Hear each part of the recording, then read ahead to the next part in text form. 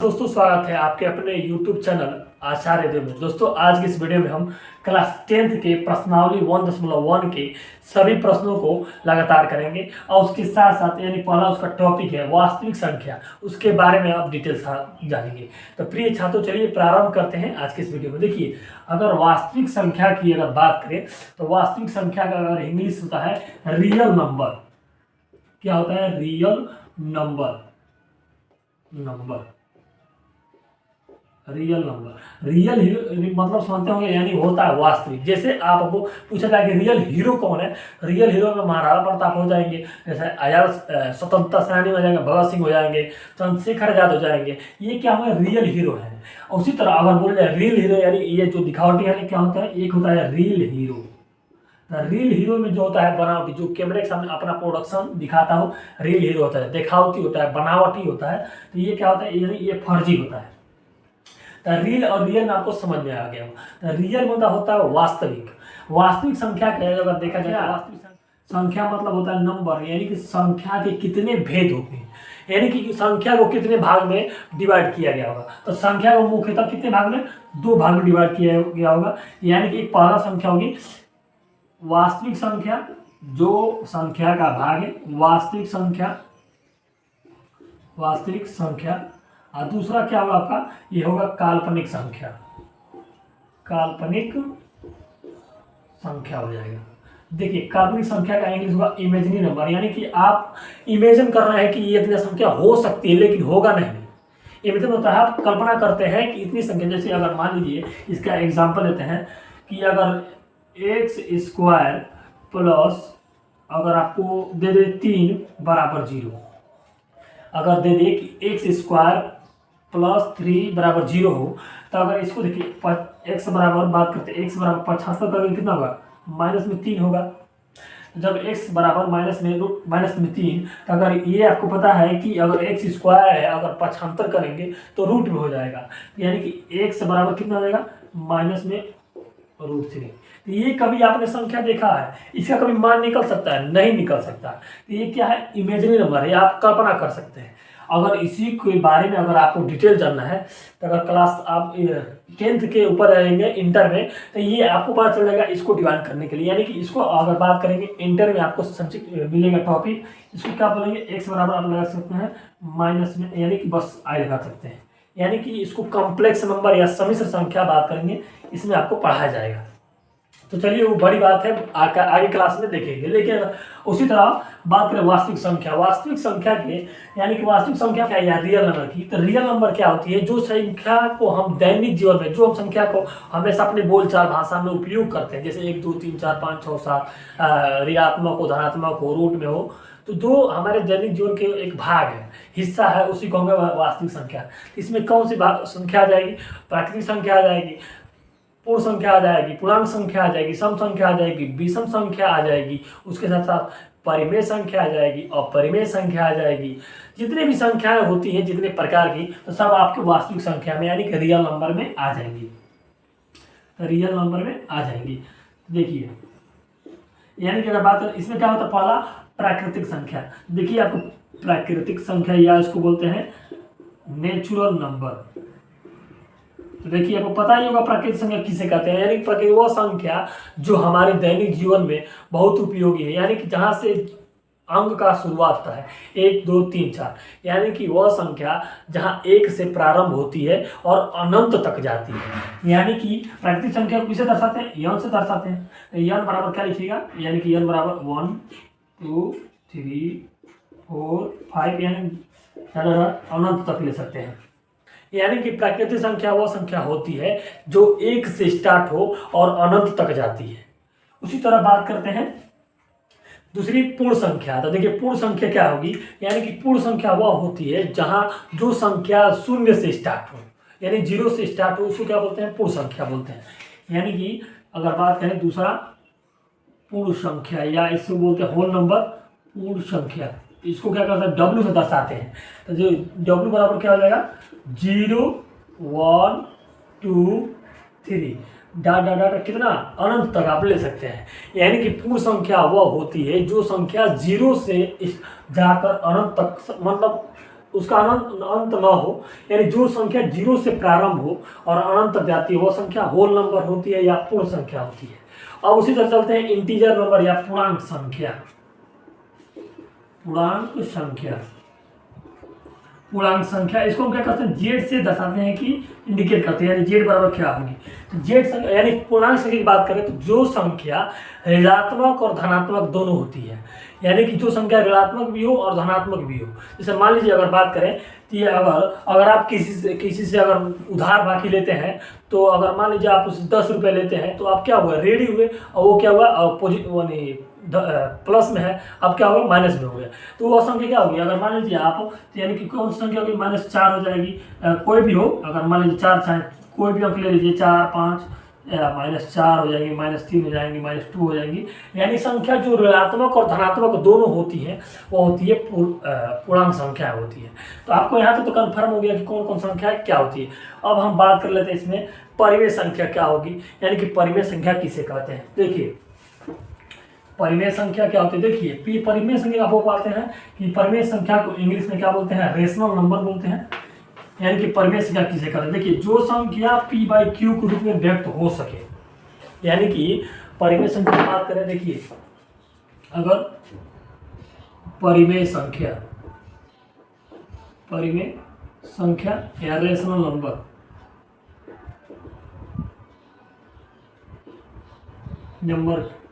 यानी कि जो संख्या, अगर रेशनल नंबर की बात करें यानी परिमेय संख्या, तो परिमेय संख्या वह होती है जिनको हम p/q के रूप में व्यक्त कर सकते हैं, और साथ ही साथ उसका अगर हर 0 रहेगा तो वह परिमेय संख्या नहीं रहेगी। यानी कि अगर p/q के रूप में व्यक्त कर सकते हैं, लेकिन एक कंडीशन है, उसका हर कभी भी 0 नहीं हो, तो वह संख्या परिमेय संख्या होगी। और दूसरा कंडीशन यह है कि एक स्टेप ये हो गया, और दूसरा स्टेप ये हो गया कि अगर किसी भी संख्या का अगर बट्टा में p/q को मान लीजिए, अगर p/q में अगर हम ले लेते हैं, अगर ले 1/3, तो अगर इसको भाग देते हैं तो संख्या लगातार, यानी कि अगर संख्या एक ही संख्या बार बार आती है, तो जिससे अगर संख्या को भाग देते हैं कितना आएगा, अगर देखते हैं, देखिए अगर भाग देते हैं आएगा 3 और 1, 3 एकम क्या होगा, 0 पॉइंट हो जाएगा, यानी कि 3 3 9 बचा 1, फिर 10 हो जाएगा, 3 3 9 यानी बचा 1। यानी कि संख्या क्या बार बार रिपीट होती है। जो संख्या बार बार, अगर आपको बस अंक देखकर पता करने की वो कौन सी संख्या है, यानी कि अगर दे दे कि 0.6 पर बार, 0.7 पर बार या 0.8 पर बार, तो ये संख्या कौन सी होगी, आपको देख कर ही पता कर सकते हैं कि वो संख्या परिमेय संख्या होगी। जो संख्या का बार बार रिपीट होता है तो वह संख्या क्या होगी, परिमेय संख्या होगी। लेकिन ऐसे कंडीशन अपरिमेय संख्या में नहीं है। वह संख्या जो अपरिमेय संख्या होती है जिसको p/q के रूप में व्यक्त नहीं कर सकते, साथ ही साथ अगर हम भाग देते हैं उस संख्या में तो संख्या अदल बदल कर आती है। इसे अगर हम इसी को ले लेते हैं, देखिए अगर हम मान लीजिए ले लेते हैं अगर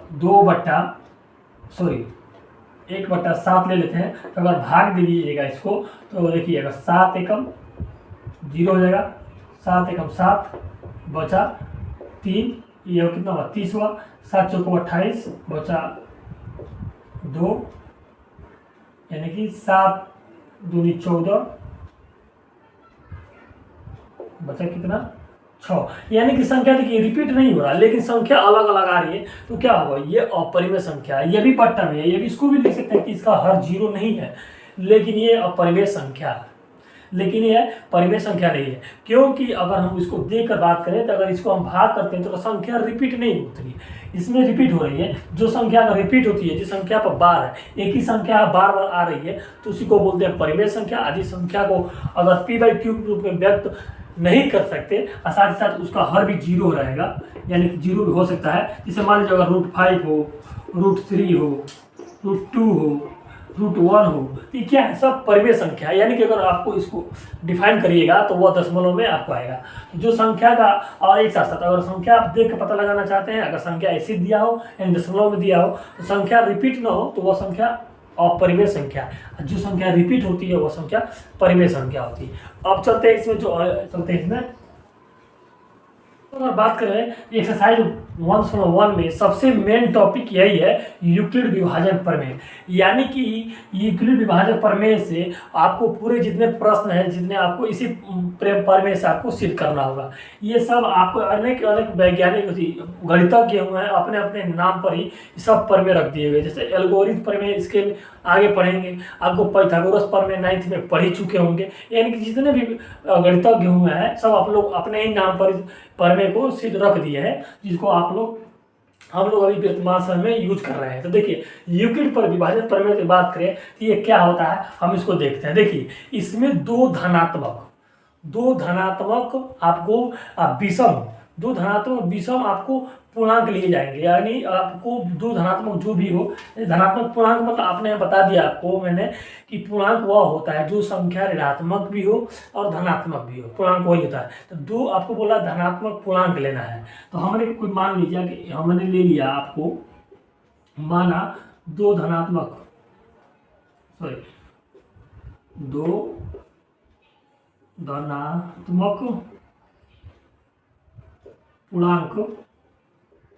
पूर्णांक हमने ले लिया क्या, ए और बी ले लिया है। जो ए और बी, जैसे अगर यूक्लिड विभाजन प्रमेय का अगर दूसरा अर्थ बोले तो हम HCF ले सकते हैं। यानी कि अगर दूसरे भाषा में बात करें तो इस HCF ले सकते हैं, यानी कि इसको हम HCF भी कह सकते हैं।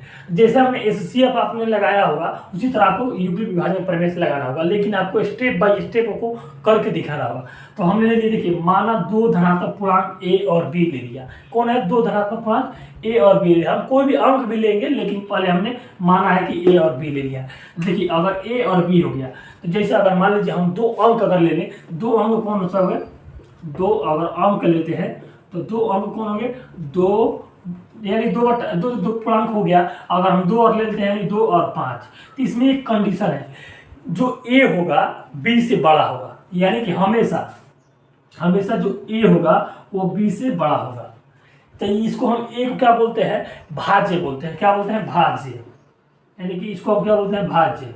और इसको क्या बोलते हैं, भाजक।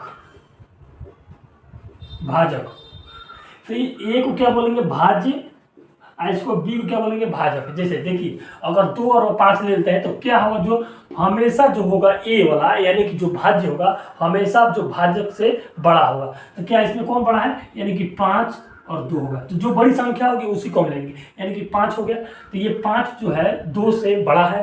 तो देखिए अगर हम इसी को अगर भाग देते हैं, देखिए अगर भाग दीजिएगा तो 2 और 5 कितना आएगा, 2 दूनी 4, कितना बचा 1, यानी कि यहाँ पर आया 1। तो ये क्या हुआ, यानी कि ये भाजक, यानी भाजक गुणे भागफल। तो ये भाजक गुणे मतलब अगर हम इसमें ले लेते हैं, यानी कि ए और बी दोनों हम धनात्मक पूर्णांक ले लिया। अब इसमें अगर हम क्या करते हैं, एक कोई भागफल ले लेते हैं, यानी कि भागफल में कोई बात है, यानी कि वो संख्या ले लेते हैं। वह संख्या कौन सी होगी, वो संख्या जो भी छात्र छात्राएं अगर ये अगर आज पहली बार पढ़ रहे हैं तो थोड़ा समझने में आपको कठिन होगी, लेकिन अगर आप एक बार इसको देख लीजिएगा तो ऑटोमेटिक आपको समझ में आ जाएगा। तो देखिए चलिए हम बारीकी से आपको समझाने का पूरा कोशिश कर रहे हैं। देखिए वह संख्या क्या लेते हैं, यानी वह संख्या कौन सी ले सकते हैं, यानी कि वह संख्या भागफल। हमने तो ये भाजक लिया, यानी कि वो संख्या क्या लेते हैं, इसको वो संख्या क्यू ले लेते हैं।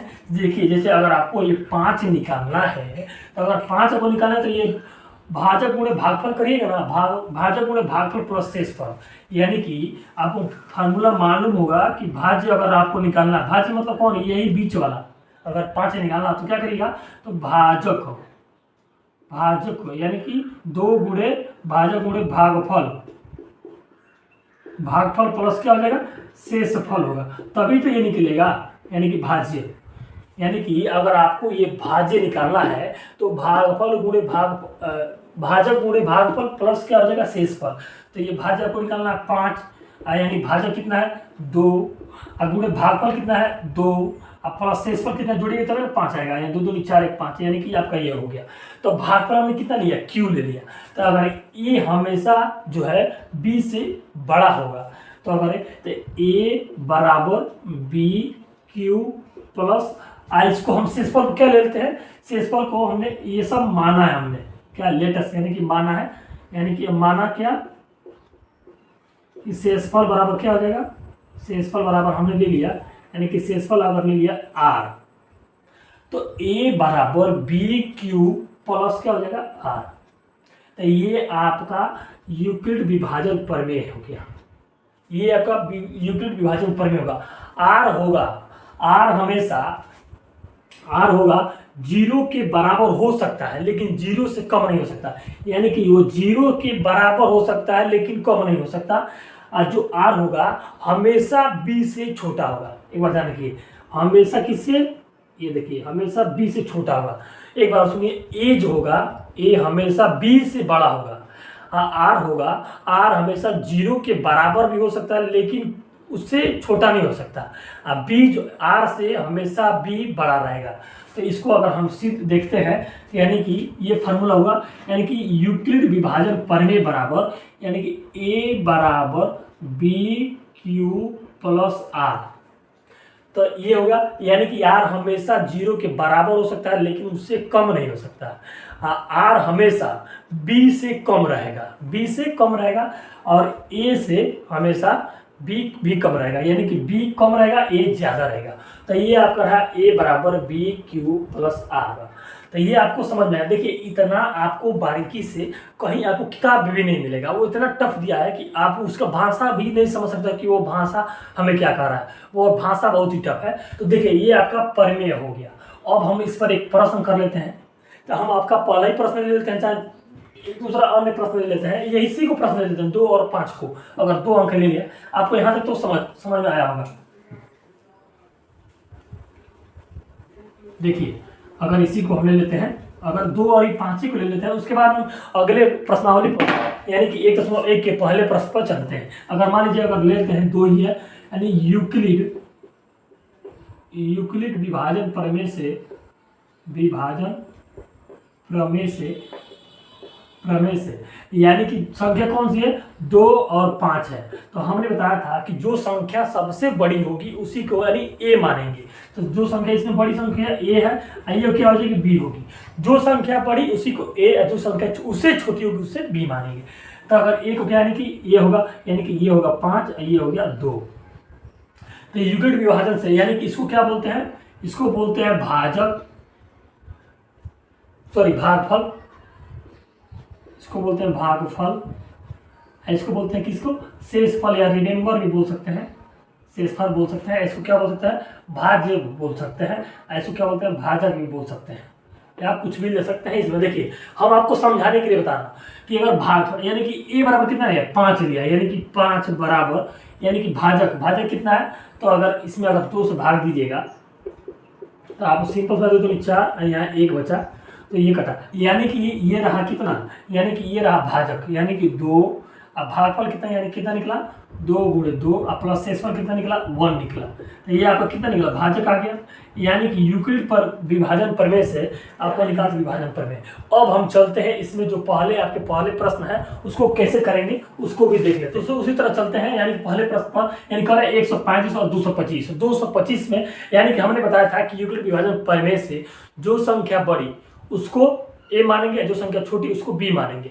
तो अगर इसको पहले से यानी कि चरण लेते हैं, पहला चरण यानी कि प्रमेय से, यूक्लिड विभाजन प्रमेय से, यानी कि आप केवल प्रमेय लिखते हैं, प्रमेय से चरण यानी कि चरण पहले चरण में यानी कि चरण नंबर 1 कि जो संख्या बड़ा यानी कि उसको ए और इसको बी, यानी कि 225 किससे बड़ा है, 135 से बड़ा है। तो जब आपको तो देखिए ये आपको क्या करना है एग्जाम में करना है, लेकिन जब साइड में आप एग्जाम में करिएगा, यही प्रश्न आपको एग्जाम में तो साइड में क्या करिएगा इसका हल करिएगा कि वह कैसा है। तो ये आप ये होगा 225 से अब 135 बड़ा है। तो अगर इसको एचसीएफ निकालते हैं तो 135 और 225 हो गया, तो कितने बार जाएगा 13 2 26 नहीं जाएगा, तो 13 कम 13 135 0 12 में से 3 जाएगा, कितना बचेगा 9 ये कितना बचा 135 9 2 18 1 बचा, यानी कि अगर भाग करते हैं यानी कि आप अगर हल करिएगा इसको तो 9 4 13 यानी कि बचा 5 और 9 4 13 यानी कि 4, यानी कितना बचा 90, और फिर 45 दुनिया को क्या होगा 90 होगा, यानी कि 90 बराबर 0। इसका एचसीएफ कितना 45 निकला। लेकिन अगर आपको इसको हल करिएगा तो कितना निकला, पहला क्या 225 बराबर 225 135 गुणे 1 क्या 135 यानी कि भाजक गुणे भागफल 1 अब प्लस शेषफल कितना, प्लस शेषफल बराबर 90। ये आर यानी कि आर यानी शेषफल के बराबर नहीं है, यानी कि आर बराबर नॉट इक्वल टू 0, यानी कि इसका शेषफल 0 नहीं है। यानी कि प्रथम चरण में 135 गुणे 1 प्लस शेषफल यानी कि आर प्लस 90 बराबर आर किसके बराबर 0 के बराबर नहीं है। अब चलते हैं दूसरे चरण में। अब आता है कौन 90, यानी कि आपको 135 लाना है तो 135 अगर आप इसको देखिए यही लाना है, भाजक आपको भाज्य लाना है तो भाज्य लाने के लिए 135 बराबर कितना 90 गुणे कितना हो जाएगा 90 गुणे 1 प्लस कितना हो जाएगा शेषफल कितना बचा आपका यहाँ 45 बचा है, तो ये आपका हुआ 45 बराबर किसके, ये भी 0 के बराबर नहीं हुआ, यानी कि ये भी किसके बराबर 0 के, यानी कि शेषफल इसका 0 बराबर नहीं निकला। तो अब निकलते हैं आपके तीसरे चरण में। तो तीसरे चरण में कौन सा है, यानी कि ये 90 है, आपको 90 लाना है, यानी कि भाज्य आपका कितना है 90 है, तो ये रहा 90 बराबर 45 गुणे कितना हो जाएगा 45 दूनी 90 अब प्लस बराबर कितना, यानी कि अगर बात करते हैं यानी 90 में से 90 जाएगा कितना हो जाएगा यहाँ पर 0 हो जाएगा, तो यानी कि आप लगा सकते हैं 0, यानी कि ये रहा आपका आर बराबर शेषफल के बराबर आर के बराबर 0, यानी कि शेषफल कितना निकला 0 निकला। तो ये अगर देखा जाए तो इसका 45 का तो आर बराबर 0, यानी कि बात करें तो अगर देखा जाए तो अंतिम शेषफल कितना हुआ, शेषफल हुआ 0। लेकिन अगर भाजक की बात करें यानी कि तो भाजक कितना निकला 45 निकला। तो 45 वह संख्या होगी जो संख्या 135 और 225 को पूर्णतः विभाजित करेगी, वो संख्या दोनों 45 से विभाजित हो जाएगी। तो यूक्लिड विभाजन प्रमेय से इसका एचसीएफ कितना निकला 45 निकला, तो ये आपका तो एचसीएफ हो गया। लेकिन अगर इसी विभाजन से बात करें यानी यूक्लिड विभाजन प्रमेय से आपको स्टेप यानी प्रथम चरण में यानी कितना प्रथम चरण में उसका भाजक क्या रहा, भाज्य कितना रहा, तो भाज्य निकालने के लिए आपको भाजक गुणे भागफल आप प्लस शेषफल करना होगा। उसी तरह तीसरे चरण में आपको भाजक गुणे भागफल बराबर भाज्य आपको निकालना पड़ेगा। तो इसी तरह आपको क्या करना है, अंतिम शेषफल 0 निकला, भाजक कितना निकला 45, जो संख्या दोनों संख्या से पूर्णतः विभाजित हो जाएगी। इसी तरह अब अगले प्रश्न पर चलते हैं, जिसको आप इसमें धीरे धीरे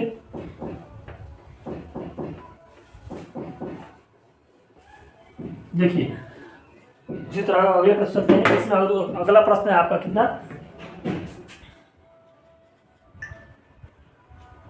196 और 38,220 है, यानी कि दूसरा प्रश्न आपका है, यानी कि दूसरा आपका प्रश्न है 196 और जो संख्या है कौन है 38 यानी कि 220, यानी कि आपका ये संख्या 196 और 38,220 है, जिसमें आपको क्या करना है एचसीएफ यूक्लिड प्रमेय द्वारा आपको निकालना है, विभाजन प्रमेय द्वारा आपको निकालना है। तो प्रमेय द्वारा केस 1 यानी कि चरण पहले पर चरण के प्रथम पर यानी कि चरण के प्रथम पर देखते हैं, तो हमने बताया कि जो संख्या बड़ी उसको अगर ए मानते हैं 38,220 किससे बड़ा है 196 से बड़ा है, तो 196 से बड़ा है 138, तो अब इसको हम एचसीएफ निकालते हैं, यानी कि चरण ये हो गया। अब चरण प्रथम में 38,220 बराबर 196, अब भाग देते हैं इसमें, तो कैसे कटेगा देखिए, यानी कि 196 और 38,220 ये हो गया। तो ये रहा आपका भाजक, ये रहा भाज्य, इसको भी निकालना हमके भाजक भागफल निकालना प्लस उसके बाद शेषफल भी निकालना है। तो देखिए अगर भाग देते हैं 19 दूनी 29 36, यानी कि अगर बात करते हैं इससे देखिए, ये आपको एग्जामिनेशन में ये भी आपको साइड में करना होगा, जिससे आपको ये पता चले कि उसका भाज्य क्या था, भागफल क्या था, शेषफल क्या था, जिससे आपने भाज्य निकाल लिया है। तो अगर इसी को हल करते हैं देखिए, तो 19 दूनी 38 अधिक चला जा रहा है, यानी कि 19 दूनी 38 चला जाएगा, यानी 36 38 382 है, तो एक बार ले जाएंगे इसको, तो कितना होगा 196। अब देखिए 12 में से आ जाएगा 6 बचा, अब यह कितना 7 में 0 हो जाएगा, कितना बचा 8 बचा, यहाँ 2 में से 1 कितना बचा, 1 बचा, सॉरी 1 बचा, ये 2 उतार लीजिए, ठीक है ना। अब देखिए अब इसको चलते हैं, 19 दूनी 38, 19 से कम 19 को 60 हो जाएगा, यानी कि अगर हम 10 बार में ले आते तो अधिक अधिक चला जाएगा, तो 9 बार में चलेंगे तो आ जाएगा। देखिए 9 बार में चलते हैं, 9 छके 54 का 4 हासिल कितना बचा, 9 छके 54 का 4 हासिल बचा 5, और 9 9 81 81 और 5 86 का 6, 86 का 6 हासिल, 86 का 6 हासिल 8, और 9 कम 9 8 17। देखिए आप मैं सामने ही कर रहा हूँ, जिससे आपको एग्जामिनेशन अलग आपको नहीं करना है, जिससे आप करिएगा तो आपको भाजक देखेगा और उसको भागफल में दिखेगा कैसे आपने एक लाइन में ला दिया। तो अगर आप इसको नहीं दिखाइएगा तो नंबर नहीं देंगे। देखिए तो अब इसको 12 में से 8 जाएगा, यहाँ पर ये कितना बचा 15, 15 में से 6 जाएगा 9, ये कितना बचा, ये कट जाएगा सब। अब ये बचा 2 जीरो, यानी कि अब देखिए 6 है, इसमें 0, तो कौन सी संख्या में अगर मल्टीप्लाई करते हैं कि लास्ट में 6 के लास्ट में जीरो है, तो 6 35, यानी कि 5 बार जाएगा। देखिए 5 बार में देखते हैं, यानी कि 5, तो 5 6 30 को 0 हासिल कितना 3, अब 5 9 45 और 45 3 48 कर 8 हासिल कितना बचा 4, अब 5 कम 5, 5 4 9। देखिए ये कट गया, यानी कि 5 से 195 हुआ। देखिए ये 0 से 0 खत्म, ये भी खत्म, ये भी खत्म, ये भी खत्म, जैसे कितना शेषफल बचा, यानी कि 0 शेषफल बचा। तो 195 यानी 195 गुणे क्या हो जाएगा, 196 गुणे 195, अब प्लस क्या हो जाएगा 0, यानी कि r बराबर कितना निकला, यानी कि 0 के बराबर हुआ। उसका जो रिमेम्बर शेषफल बचा कितने, r के बराबर, यानी 0 के बराबर हुआ। तो इसका अगर शेषफल की बात करें, यानी कि अंतिम पद, अंतिम रूप 0 है, और भाजक कितना ना 196, भाजक मतलब किससे हुआ, विभाजित किससे हुआ 196 से हुआ। तो इसका HCF मतलब HCF भी आपका क्या निकला 196 रहा, 196 रहा। देखिए आप इसको स्क्रीनशॉट कर सकते हैं। अब चलते हैं अगले प्रश्न पर। देखिए आपको सब प्रश्न को सामने ही करना पड़ेगा, जिससे आपको एग्जामिनेशन आपको प्रश्न को देख सकते। तो प्रिय छात्रों अगले प्रश्न से उसी तरह चलते हैं। ये आपका 2 प्रश्न हो गया जिनका आपका भाजक आप निकाल सकते हैं। अब अगले प्रश्न चलते हैं, इसमें आपको दे दें, यानी कि आपका अगला प्रश्न है कि अगर तीसरा है ये, यानी कि 867 और 255 है, 255 है। तो इसका प्रमेय, यानी कि आपको पहला अब तभी अगर है प्रथम चरण में, यानी कि यूक्लिड के प्रमेय से, यूक्लिड की प्रमेय से विभाजन 867 255 इससे बड़ा है। अब इसमें प्रथम चरण में, पहला चरण में, प्रथम चरण में यानी कि 867 बराबर, अब कितना है इसका अगर हम निकालते हैं HCF देखिए अगर निकालते हैं तो ये रहा 255, इससे 800 हुआ 67। तो ये रहा भागफल, और भागफल आपको ज्ञात करना होगा। देखिए तो अगर इसी को हल करते हैं, यानी कि 2 चौको 8, 2 चौको 8 55 110 हो जाएगा, यानी 900 लगभग ऊपर जाएगा, 900 से एवं जाएगा।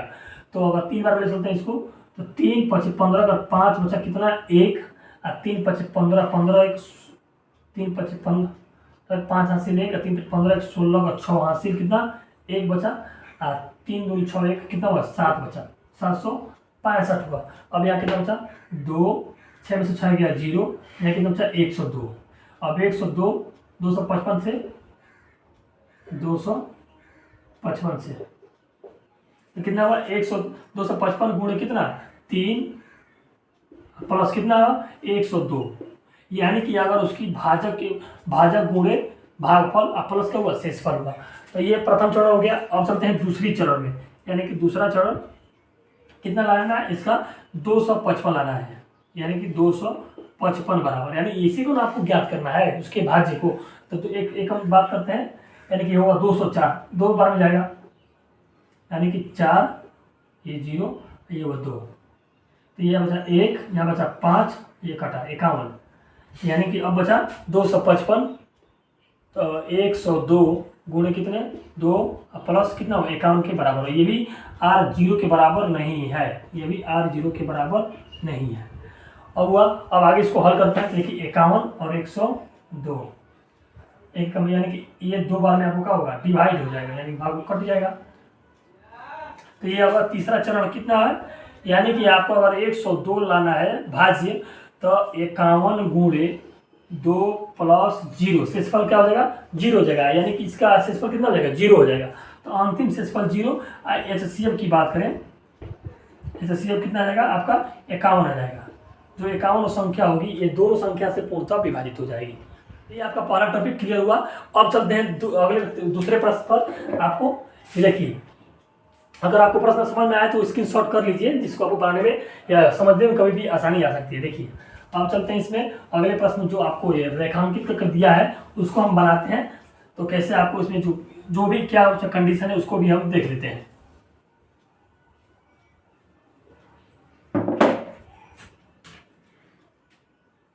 दर्शाइए कि कोई भी धनात्मक विषम पूर्णांक, कोई भी धनात्मक जो विषम पूर्णांक है उसको 6q+1 या 6q+3 या बात करें या 6q+5 के रूप में होता है, तो q का पूर्णांक में ज्ञात करना है। तो आपको मैंने बताया कि पूर्णांक किससे करते हैं। पूर्णांक वो संख्या होती है जो धनात्मक भी हो और ऋणात्मक भी हो। तो इसको हम पहले जाने, यानी कि पहले लिखते हैं हल, ये लिखते हैं हल। तो इसमें कह रहा है कि जो कोई संख्या दर्शाइए, यानी कि इसमें कौन सी संख्या है 6q+1, दूसरा है 6q+3, तीसरा है 6q+5। तो ये क्या है विषम पूर्णांक है। आपको यहाँ तक भी पता होगा कि अगर जब विषम पूर्णांक है, यानी तीनों विषम जब पूर्णांक है, जब अगर मान लीजिए कोई संख्या है 2n+1, तो अगर ये जब 2n+1 है, तो अगर आप कोई भी संख्या से मल्टीप्लाई करिएगा, इसमें कोई भी संख्या से n की जगह पर अगर आप कोई भी संख्या इसमें लेते हैं तो हमेशा विषम आएगा। जिसे अगर मान लीजिए हम 2 ले लेते हैं, अगर यही 2n रहता तो n की जगह पर अगर आप कोई भी संख्या लेते, कोई भी to z कोई भी संख्या लेते, तो हमेशा वो क्या आएगा सम आएगा। लेकिन अगर इसी तरह देख लेते हैं 7 ले लेते हैं, और क्या होगा सम हो जाएगा। लेकिन अगर उसी तरह आपको अगर 2n+1 लग गया, तो अगर n बराबर आप कोई भी संख्या लेते a to z कोई भी संख्या लीजिएगा, तो हमेशा वह संख्या कौन सी आएगा विषम संख्या आएगा। तो अगर n बराबर देखते हैं, तो n बराबर हमारे हम 2 लेते हैं, यानी 2 गुणे 2+1 कितना हो जाएगा 5, ये विषम संख्या हो जाएगी। यानी कि 2n+ उसी तरह पे क्या है 6q+1, 6 की यहाँ पे क्या विषम लग रहा है। यहाँ पर जब विषम जब दिख रहा है, यानी कि r की जगह पर क्या है, r की जगह पर क्या है विषम है। तो जब विषम होगा तो कह रहा है कि धनात्मक विषम पूर्णांक। तो जब n अगर q की जगह पर कोई भी संख्या लेंगे, q की जगह पर कोई भी संख्या लेंगे, तो आपको कौन संख्या आपको विषम संख्या आपको प्राप्त हो जाएगी। तो उसी तरह तब अगर इसमें धनात्मक धनात्मक तीन पूर्णांक है 6q+1, 6q+3, 6q+5। तो अगर हमने आपको बताया था कि जो r होगा आपका, जो r होगा हमेशा किसके b बड़ा होगा r से, यानी कि b जो बड़ा होगा किससे r से बड़ा होगा। तो इसमें r छोटा होगा और b जो बड़ा होगा। तो तब b बराबर यही ना b है, यही ना आपका फार्मूला है। यानी कि अगर मान लीजिए कह दे a बराबर bq+r से तुलना करने पर, तो अगर a बराबर हमें पता नहीं है, यानी कि a को हम विषम पूर्णांक ले लेते हैं। चलिए विषम कोई पूर्णांक ले लेते हैं, तो ये क्या तो हो गया। अब बात करते हैं तो b बराबर कितना होगा 6 होगा। तो जब b बराबर 6 होगा और जो a से हमेशा क्या होगा वो छोटा होगा, b से हमेशा क्या होगा छोटा होगा ना, ये यानी कि a बड़ा होगा और b छोटा होगा, ये तो आपको पता होगा। तो देखिए जब b बराबर 6 हो गया तो q बराबर कह रहा है इसमें आपको कि q कोई पूर्णांक हो, तो q का कोई भी पूर्णांक हम ले सकते हैं। इसमें आपको कह दिए कह रहा है कि q कोई भी पूर्णांक हो सकता है। कोई पूर्णांक मतलब होता है कि ऋणात्मक भी हो सकती है, धनात्मक भी हो सकता है। तो q हमें ज्ञात करना है। तो ये देखिए तो ये हो गया। अब बात करते हैं, यानी कि b बराबर कितना हो जाएगा 6 हो जाएगा। तो r इसमें कौन कौन सी हो सकती हैं। जब r हमने बताया था कि r हमेशा b से छोटा रहेगा, यानी कि r जो 20 हमेशा छोटा रहेगा, तो तब 6 के नीचे कौन कौन संख्या आएगी? 0 हो जाएगा, 1 हो जाएगा, 2 हो जाएगा, 3 हो जाएगा, 4 हो जाएगा, 5 हो जाएगा, लेकिन 6 नहीं होगा। 6 नहीं होगा, 6 नहीं होगा क्योंकि 20 हमेशा छोटा होगा। लेकिन अगर 0 की बात करते हैं, यानी शेषफल 0 के बराबर हो सकेगा, ग्रेटर देन b, यानी कि b हमेशा बड़ा होगा, r छोटा होगा। तो जब b 6 है तो उससे जो छोटी संख्या उसी को शेषफल लेंगे ना, उसी बीच में शेषफल आएगा 1 2 3 4 5, लेकिन 6 नहीं आएगा। तो यहाँ तक आपको क्लियर होगा कि r इसमें से कोई हो सकेगा। अब चलते हैं प्रश्न पर। देखिए यूक्लिड प्रमेय से, यानी कि अगर माना a एक क्या है, विषम पूर्णांक है, विषम पूर्णांक हो गया, हमने क्या हुआ माना है, जो 6 से हमेशा क्या हुआ, छोटा होगा। 6 से हमेशा छोटा होगा, से हमेशा छोटा होगा, जब 6 से छोटा होगा तो देखिए इसे यूक्लिड प्रमेय से, यूक्लिड विभाजन प्रमेय से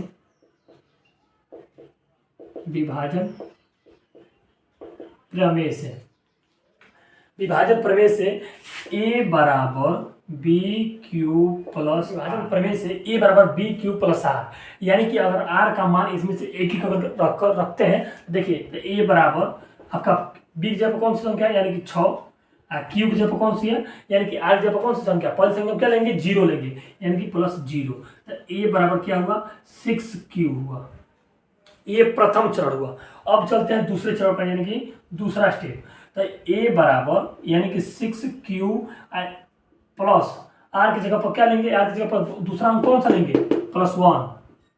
तो आपको पता होगा कि इसमें कौन सी संख्या आएगी, अगर q की जगह पर हम 2 रखते हैं, 3 रखते हैं, 4 रखते हैं, कौन संख्या आएगी, विषम आएगी। तो विषम आएगी तो हमें कौन सी संख्या में विषम पूर्णांकों की जरूरत भी है, तो ये हम ले सकते हैं। अब चलते हैं तीसरे स्टेप पर, यानी कि अगर a बराबर 6q प्लस 2, तो हमेशा कौन सी संख्या है, ये चौथे चरण में अगर बात करते हैं तो इसमें भी चौथा चरण में क्या रखेंगे, यानी कि अगर इसमें 2 रखा है 3 है तो हमेशा क्या आएगा, विषम संख्या आएगा। देखिए तो चौथे चरण में यानी कि a बराबर, अगर r बराबर क्या रखते हैं, 3 रखते हैं, तो a बराबर 6q प्लस 3, तो कौन सी आएगा संख्या, विषम संख्या आएगी, विषम संख्या। अगर इसी तरह पांचवें चरण पर चलते हैं, यानी कि अगर a बराबर 6q, a बराबर क्या रखेंगे, r बराबर क्या रखेंगे, 4 रखेंगे, तो ये हमेशा आएगा सम संख्या। इसी तरह 6 चरण पर चलते हैं, यानी कि a बराबर 6q प्लस क्या हो जाएगा, 5 हो जाएगा, तो ये हमेशा क्या हो जाएगा, विषम हो जाएगा। अब प्रश्न में हमें सभी प्रश्न बोला है कि धनात्मक पूर्णांक आपको ज्ञात करना है, तो धनात्मक विषम पूर्णांक ज्ञात करना है, तो ये सम वाला खत्म, इसकी कहानी भी खत्म हो जाएगी। तो अब कितने बचा, 1 बचा, 2 बचा, ये कितना बचा, 3 बचा। तो ये सत्यापन कर रहा है कि ये संख्या 6q प्लस 1, 6q प्लस 3 और 6q प्लस 5 आपको q के स्थान पर धनात्मक पूर्णांक होगा, यानी कि ये सत्यापन कर रहा है कि 6q प्लस 1 और 6q प्लस 3 और 6q प्लस 5 को जो है के रूप में दो धनात्मक विषम पूर्णांक, क्या हो, विषम पूर्णांक पर के रूप में है, विषम पूर्णांक के रूप में होगा या होगा। जो अभी छात्र छात्राएं अगर पहली बार इस टॉपिक को पढ़ रही हैं, चाहे इसको पहली बार देख रही हैं, तो उसको समझने में दिक्कत, थोड़ा परेशानी आएगा, तो उसके लिए मैं कुछ नहीं कर सकता, लेकिन आप क्या करना, रिवीजन करिए, प्रैक्टिस करिएगा, ऑटोमेटिक ये सब समझ में आ जाएगा कि पूर्णांक क्या होगी, ये सत्यापन रूप में क्या कर रहा है। थोड़ा बहुत दिक्कत आएगा, लेकिन सब समझ में आ जाएगा, आप कंटिन्यू अगर मेहनत करते हैं तो। देखिए अब अगले प्रश्न इसमें चलते हैं। हर प्रश्न को आप स्क्रीनशॉट कर लीजिएगा, जिसमें अगर आपको प्रश्न को देख कर पाइएगा, अगर ना समझ में आए तो प्रश्न को देख लीजिएगा। तो इस तरह अगले प्रश्न चलते हैं। इसमें तीसरा प्रश्न है आपका कि किसी परेड में 6 से 16 सदस्यों वाली एक सेना आर्मी की टुकड़ी को 32 सदस्यों वाली एक आर्मी के बैंड के पीछे मार्च करना है, तो दोनों समूहों को समान संख्या वाले स्तंभों में मार्च करना है, तो उन स्तंभों की अधिकतम संख्या क्या होगी जिसमें आपको वो मार्च कर सकते हैं। यानी कि देखिए आपको क्या करना है, आर्मी की जो दो टुकड़ी है इसमें कुल सदस्य कितने हैं, परेड में 616 सदस्य हैं। कुल सदस्य की बात करें यानी प्रश्न नंबर ये तीसरा है, कुल सदस्य यानी कुल मेंबर सदस्य कितना है, 600 कुल 16 है। अब 616 में इसमें जो 3200 का है, देखिए इसमें कह रहा है कि अधिकतम संख्या ज्ञात करिए, संख्या क्या होगी। इसमें प्रश्न भी आपको दिख रहा होगा कि कह रहा है कि अधिकतम से अधिकतम संख्या क्या होगी। तो जब अधिकतम संख्या की बात करें और जब दो संख्या दी गई हो, जब अधिकतम की बात करें तो हमेशा क्या करेगा, आप HCF निकालिएगा। और जब उसी तरह कहें न्यूनतम से न्यूनतम संख्या यानी कम से कम संख्या ज्ञात करें तो आप क्या करेगा, LCF निकालिएगा, निकालिएगा। तो जहाँ अधिकतम संख्या की बात करें तो वहाँ HCF, जहाँ कम से कम संख्या की बात करें तो वहाँ LCM। तो 616 कुल सदस्य है, अब 32 को स्तंभ बनाना है उसमें, तो क्या करेगा आप भाग दीजिएगा, यानी 616 किससे बड़ा है, 32 से बड़ा है। तो जब यूक्लिड विभाजन प्रमेय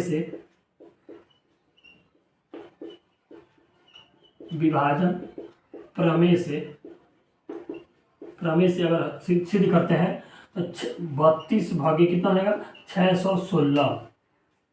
तो 32 दूनी 64 जाएगा, तो 32 से कम 32 कितना बचा, 9, 5 में से 3 गया 2, ये कितना बचा, 6 बचा। अब कितना बार में जाएगा, 3 9 27 यानी लगभग 9 बार में जा सकता है, यानी कि 9 बार में 9 दूनी 18 का 8 कितना बचा, 1 बचा, और 9 3 27 27 से कितना बचा, 28 बचा जी, आ सकता है। यानी कि 8 बचा, ये यहाँ कटा, ये भी कटा, तो कितना शेषफल कितना बचा, 8 बचा। तो यानी कि यूक्लिड विभाजन प्रमेय से यानी कि कितना निकालना, 616 बराबर कितना हो जाएगा, 32 गुणे 19 प्लस कितना 8। यानी कि अगर शेषफल की बात करें तो 8 कुल स्तंभों आपको बनाना पड़ेगा, हो जाएंगे इसके 8 कुल स्तंभ हो जाएगा, अधिकतम का है तो आपको HCF निकालना है, और न्यूनतम का है तो आपको क्या करना है, LCM निकालना है। तो आप देखिए अब अगले प्रश्न चलते हैं। इसमें 4 और 5 का 2 प्रश्न बच रहा है। 2 प्रश्न में आपको इसमें क्या करना है, यानी दोनों प्रश्न सेम टू सेम है, एक जैसे हैं, आपको क्या बस अंक बदल दिया गया है, केवल अंक बदला गया है, दोनों प्रश्न में कोई भिन्नता नहीं है। तो अब इसमें से आपको हम बस एक ही प्रश्न बता देते हैं, आपको एक प्रश्न कर लीजिएगा तो उसी प्रकार दूसरा भी है। तो दूसरे चलिए प्रश्न कर लेते हैं। तो दोस्तों उसी तरह अगले प्रश्न चलते हैं, यानी कि चौथा प्रश्न और पांचवा प्रश्न दोनों सेम है। आपको बस एक क्या करना है, उसमें वर्ग दे दिया है, पांचवें में दिया घन दे दिया है, यानी कि चौथे में आपको वर्ग कर देना है और तीसरे में आपको क्या करना है, घन कर देना है। तो बस सेम प्रश्न है दोनों में, उसमें कोई डिफरेंट नहीं है, पांचों भी आपको आसानी से कर सकते हैं। देखिए अगर प्रश्न बात करते हैं, यानी कि यूक्लिड विभाजन प्रमेयिका का प्रयोग करके दर्शाइए कि धनात्मक पूर्णांकों का वर्ग किसी पूर्णांक यम के लिए 3m और या 3m+1 के लिए रूप में कार्य करता है। तो माना, यानी कि आप क्या करना है, अगर इसमें इस वन पे, यानी कि माना a एक धनात्मक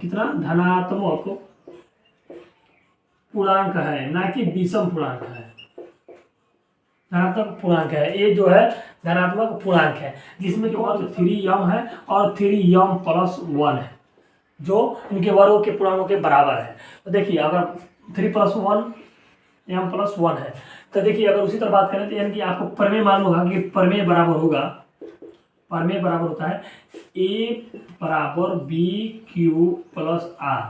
तो b बराबर इसमें क्या होगा, यानी कि b बराबर होगा आपका 3, और जो r होगा आपका वो 3 से छोटा ही नहीं होगा। इसमें कौन कौन हो सकता है, यानी 0 भी हो सकता है, 1 भी हो सकता है, 2 भी हो सकता है, लेकिन 3 नहीं हो सकता, क्योंकि r जो है b से छोटा होता है, b से छोटा है। अब b जो किससे छोटा होता है, a से छोटा होता है। तो इसमें से तो यानी कि प्रथम यानी r बराबर क्या लेते हैं, यानी कि 0 लेते हैं। तो r बराबर 0, तो a बराबर b की जगह कौन 3m, अब r की जगह कौन से लेंगे, पहले हम 0 ले रहे हैं ना, r की जगह यहाँ पे दिखा रहा है 0 लेंगे, 3m+1 0। तो ये उसके बाद अगर है a बराबर क्या लेगा 3m। अब कह रहा है वर्ग किसी पर, यानी कि वर्ग करने पर, इसमें प्रश्न में भी आपको दिख रहा है वर्ग करने पर। अब पांचवें प्रश्न क्या करना कहेगा, उसको घन करने पर, वही अंक है, बस 3 की जगह पर क्या कर दिया है, यम 9 कर दिया है, और उसमें क्या दिया घन करने पर, दोनों प्लस में कोई भिन्नता नहीं है, तो वर्ग करने पर तो ए बराबर हो जाएगा क्या आ जाएगा 9m हो जाएगा, 9m स्क्वायर हो जाएगा, यानी कि ए स्क्वायर बराबर 9m स्क्वायर, यानी कि दोनों तरफ वर्ग करेंगे तो ए स्क्वायर बराबर 9, 3 एम का एम स्क्वायर, तो ये अगर इसमें 3 कॉमन करेंगे तो यानी कि ए बराबर होगा 3m, 3 इंटू 3m हो जाएगा, एम स्क्वायर हो जाएगा। तो अगर इसी को हम 3m स्क्वायर को हम कैपिटल में डायरेक्ट यम में लिख लेते हैं तो ए स्क्वायर बराबर कितना हो जाएगा 3 कैपिटल एम हो जाएगा, यानी कि अगर जब उसका शेषफल कितना हो जाएगा 0 हो, तब जब शेषफल उसका अगर 0 हो तब उसका कितना होगा ए स्क्वायर बराबर 3m हो जाएगा। उसी तरह अगर हम आर की जगह पर 1 रखेंगे, यानी कि ए बराबर 3m प्लस 1, यानी कि आर बराबर कितना 1, अगर वर्ग करने पर ए स्क्वायर बराबर 3m प्लस 1 का होल स्क्वायर, यही ना होगा जी 3m प्लस 1 का होल स्क्वायर, यानी कि ए स्क्वायर बराबर 3 तरीका a square plus b square plus 2 भी, यानी कि 3 तरीका 9m स्क्वायर प्लस 1 प्लस 3 दूनी 6m। तो इसी तरह हल करते हैं, यानी कि अगर ए स्क्वायर इसमें अगर हम 3 कॉमन करते हैं, यानी कि 3 कॉमन करेंगे तो यहाँ होगा 3m स्क्वायर प्लस इसमें 3 दूनी 6m प्लस हो जाएगा 1 हो जाएगा। अगर इसको हम क्या लेते हैं, बस क्या लेते हैं, इसको हम यम मान लेते हैं कैपिटल को, तो ए स्क्वायर बराबर क्या हो जाएगा 3m प्लस 1 बचा 1 हो गया। तो ये क्या हुआ आपका जो 3m हुआ, ये वर्ग के सिद्धांत का यानी कि पूर्णांक के बराबर होगा।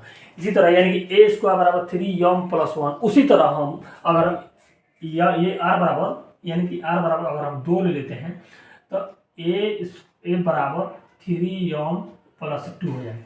अब वर्ग करेंगे दोनों तरफ, यानी कि वर्ग करने पर तो ए स्क्वायर प्लस 3m प्लस 2 का होल स्क्वायर, यही हो जाएगा। देखिए तो अगर ए स्क्वायर अगर लेते हैं, ए स्क्वायर बराबर 3 तरीका 3m का यानी कि 9m स्क्वायर प्लस 2 दूनी 4 हो जाएगा, 3 दूनी 6 और 6 दूनी क्या हो जाएगा 12 हो जाएगा, 2ab यानी 3 दूनी 6 और 6 दूनी 12, तो 12m हो जाएगा।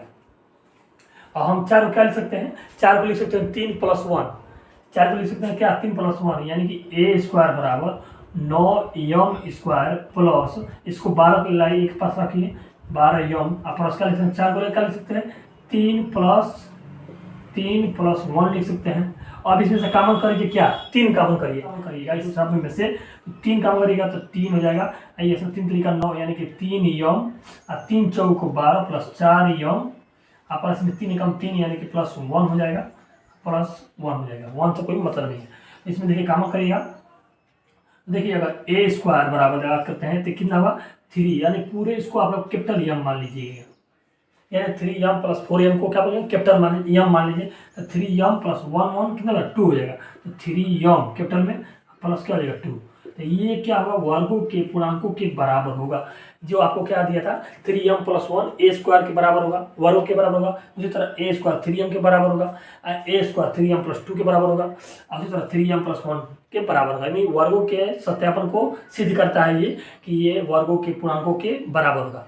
दोस्तों कैसा लगा आज का वीडियो, आप कमेंट के माध्यम से हमें सूचित करें, और आप चैनल पर नए हैं चैनल को जरूर सब्सक्राइब करें। आज के लिए बस इतना ही, देखने के लिए धन्यवाद। जय हिंद, जय भारत, वंदे मातरम।